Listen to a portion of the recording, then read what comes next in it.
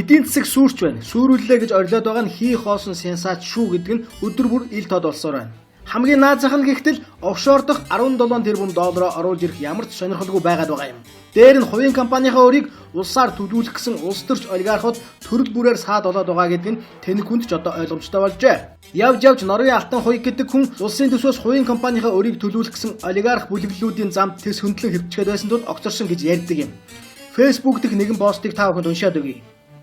Эрдэнэс 5 компани өдөр 500-аас 600 машин нүүрс буюу 50,000-аас 60,000 тонн коксчих нүүрс ачдаг гинэ. Энэ нэрчээрээ ердөө 4 сарын дотор нөгөө Хеланта Чалкагийн өрнөөс салчих боломжтой аж.